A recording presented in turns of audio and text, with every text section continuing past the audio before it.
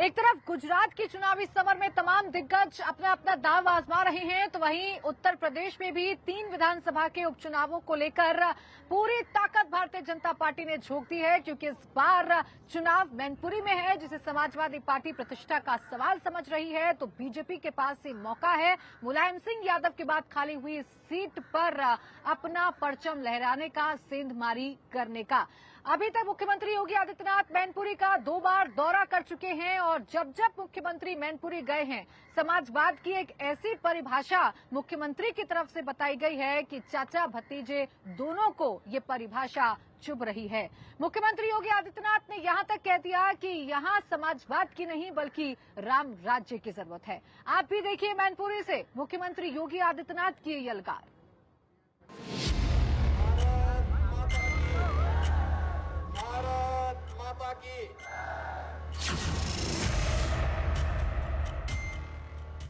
मैनपुरी में योगी ने समाजवाद की नई परिभाषा बताई और यादव परिवार की जमकर की खिंचाई। योगी ने बताया समाजवादी पार्टी का समाजवाद परिवारवाद से निकलता है तो लठैतवाद, पूंजीवाद और अवसरवाद पर जाकर रुकता है।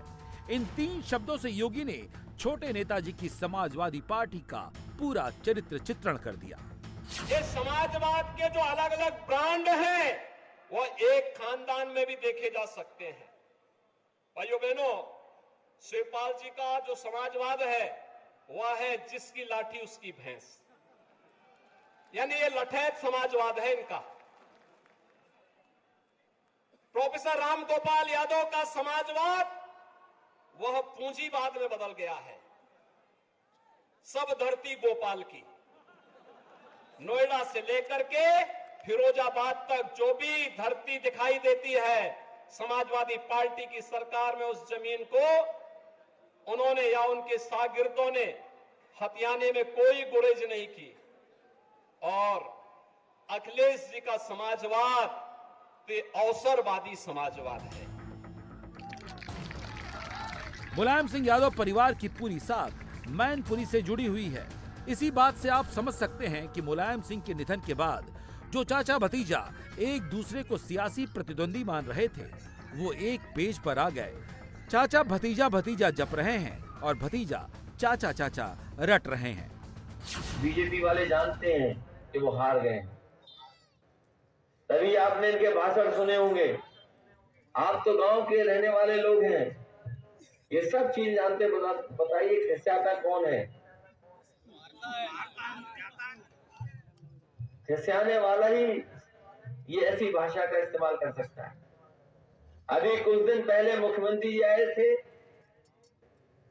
तो वो फिजिक्स के स्टूडेंट बन गए और हमारे पत्रकार साथी भी नहीं समझ रहे पेंडुलम होता क्या है। ये जो हमारे फिजिक्स के स्टूडेंट होंगे वो तो जानते होंगे पेंडुलम क्या है। वो हमारे मुख्यमंत्री जी समझे ही नहीं कि चाचा ने पूरी राजनीति नेताजी से सीखी है। ऐसा झूला झुलाएंगे पता नहीं लगे कहां चले गए।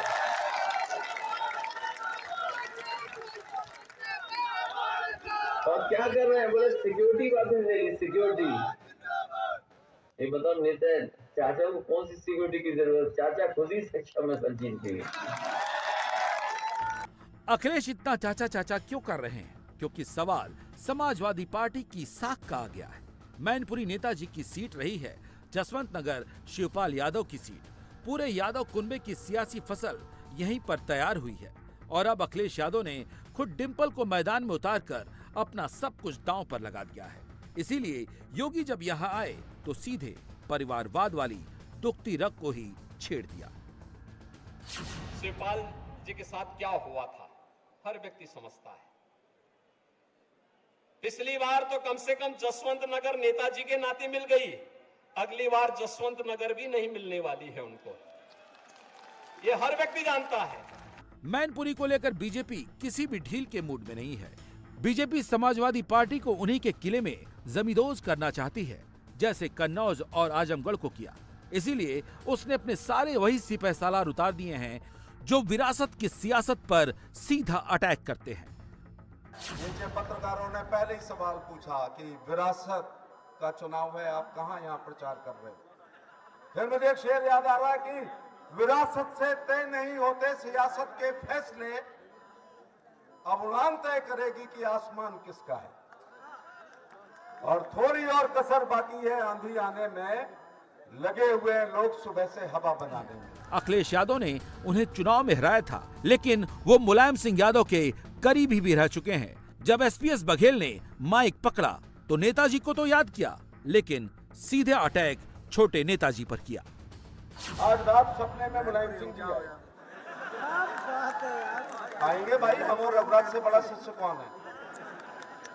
और उन्होंने कहा तुमने और रघुराज सिंह ने हमारे लिए उतना बुरा नहीं कहा करा जितना अखिलेश यादव ने 2017 में, जो मैंने पौधा समाजवादी पार्टी का बीकेडी लोकदल जनता दल जनता पार्टी समाजवादी जनता पार्टी होते हुए लगाया था, अखिलेश यादव ने मेरा अध्यक्ष पद से नेम प्लेट उखाड़ दी थी।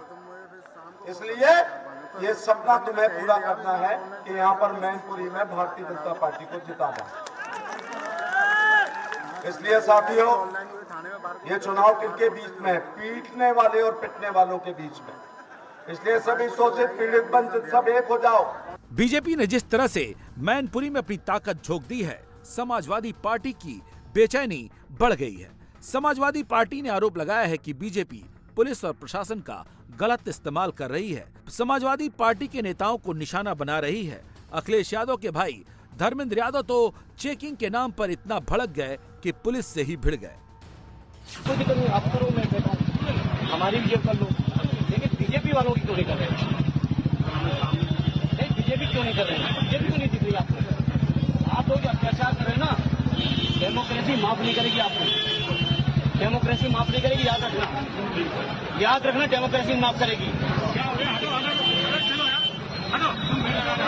ये देश का संविधान और डेमोक्रेसी माफ नहीं करेगी।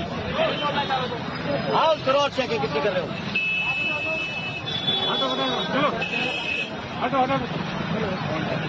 आओ इंस्पेक्टर साहब, कितनी और करनी चेकिंग? नहीं, हम तो चले जाएंगे, गलती की हो तो चलो चालान भी कर लो। क्यों जाए? अत्याचार कर रहे पुलिस जिले में, आतंक फैला दिया आपने, कर दीजिए गिरफ्तार, कोई दिक्कत नहीं, आतंक फैला दिया आपने।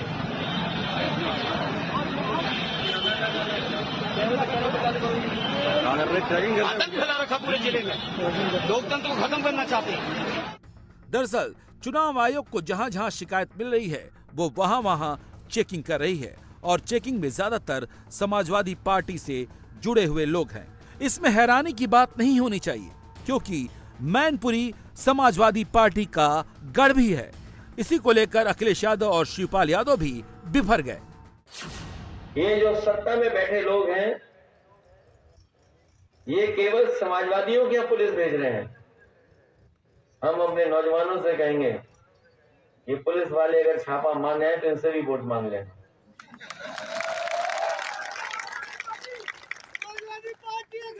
ये आधे मन से छापा मार रहे हैं। एक केवल वो मुख्यमंत्री नहीं खिंच रहे हैं, दो उनके असिस्टेंट और हैं। असिस्टेंट मुख्यमंत्री, वो डिप्टी सीएम नहीं है, असिस्टेंट है मंत्री। कभी देखा आपने छापा मार डॉक्टरों को? एक है छापा मार रहे डिप्टी सीएम, और दूसरे स्टूल वाले, उन्हें कभी कुर्सी नसीब नहीं होगी। तो ये सब खिसाए हुए लोग हैं, क्योंकि जनता के लिए काम नहीं कर रहे। और अगर जनता के लिए काम कर रहे होते तो इन्हें अधिकारी और फोर्स की जरूरत नहीं पड़ती। और गुंडई तो कौन कर रहा है? समय सरकार गुंडई करा रहे हैं।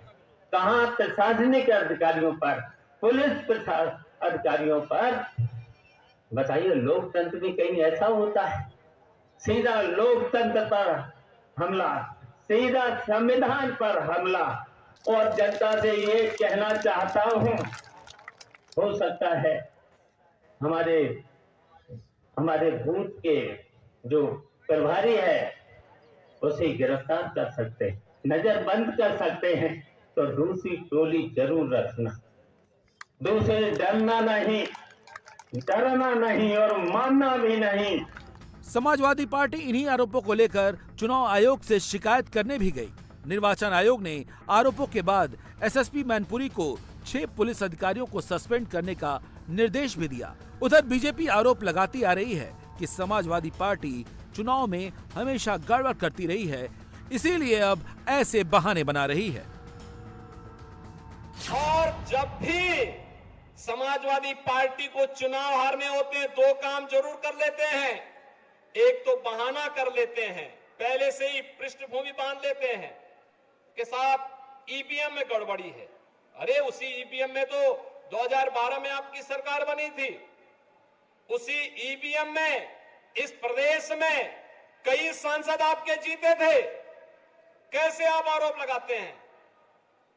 कभी इलेक्शन कमीशन को दोषी ठहराने लगते हैं और कभी उसकी पृष्ठभूमि बांध करके अपने कारनामों को नहीं देखेंगे, कुछ न कुछ बहाना बनाएंगे।